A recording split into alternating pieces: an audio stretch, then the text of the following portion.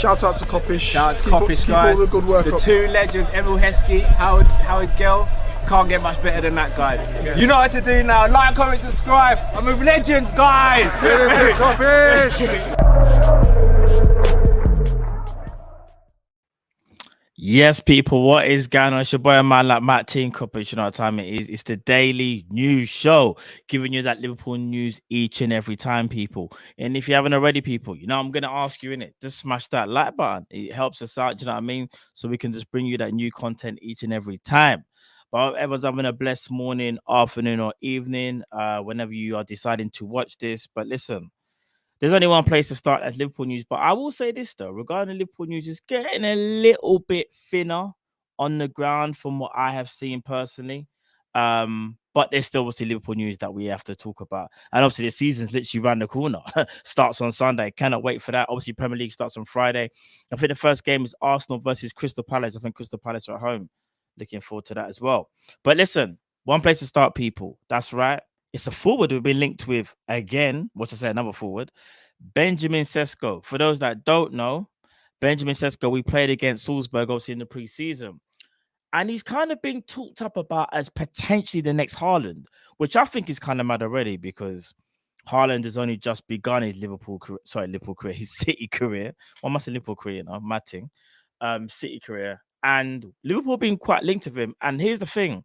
We're not the only team that's been linked to him, and there's been a couple of reports that saying Klopp has fallen in love with this forward, right? That don't surprise me because normally when someone plays against us, we try and sign them. However, there is a report in the Echo that said there's up to like 6 other teams that are after him. Last season, Cesco, Slovenian striker, scored 10 goals for Salzburg, and obviously he scored against us during the pre-season. It goes on to say that Salzburg have a history of selling talented strikers, and Cesco could be added to that list, but a club would have to meet the 54 million price tag placed on the 19-year-old's head. Former Red Star Sadio Mane, along with Haaland, Daka, Adeyemi, are some of the names that have been sold in recent years. I think he's about 6'4" as well, isn't it? I'm not gonna lie, the man's a tank. Still, he's a big unit, fam, for a 19-year-old. You know what I mean? So one thing I will say is this year, even though I don't think Liverpool are looking to sign a forward this summer, one thing I won't rule out is next summer, and that's because of we know Bobby Firmino. If Bobby Firmino does leave Liverpool, which it does look like it's gonna happen, then it does look like a forward could be on the cards for next summer, because then it will be a case of, you know, who do we have left? So let's see what happens regarding that. But I think that's something we should keep an eye on. You guys are going to like the next one I'm about to talk about. The next one, Naby Keita. New contract. Listen, I've heard a lot about Naby Keita from you guys, especially how he shouldn't be getting a new deal. Rare is not good enough. And don't get me wrong, people, everyone is entitled to their opinions. But it doesn't change what we feel. It's about what the club wants to do. And Fabrizio has been speaking about Naby Keita. And regarding his contract, apparently there have been discussions already. That all he said is preliminary discussions. Nothing is advanced as of yet.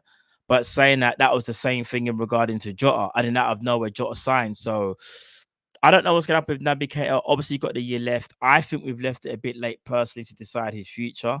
I think we should have done something last summer because we left ourselves in a pickle. Because if he doesn't decide to sign that new deal, he leaves on a free. We don't get money for him.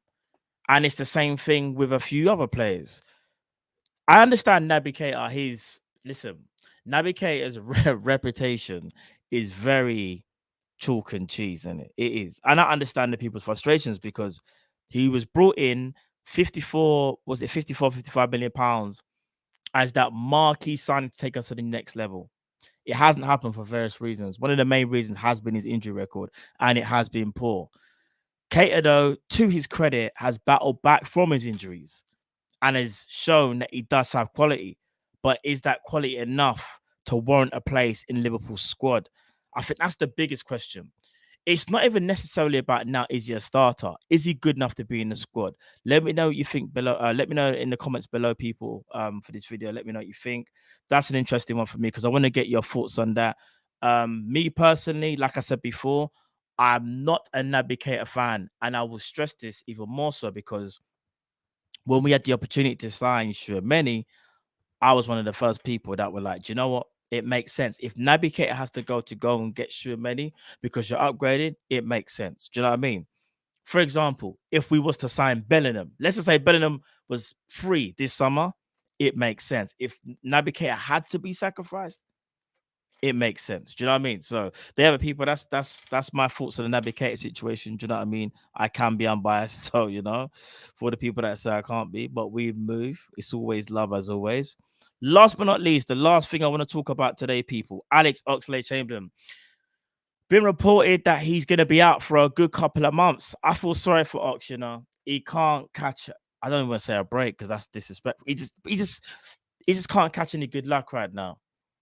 Obviously, Klopp came out the other day and said it was a bad injury. When he said bad, I didn't know it was going to be that bad, but I guess you got to understand when Klopp says bad, you know what time it is.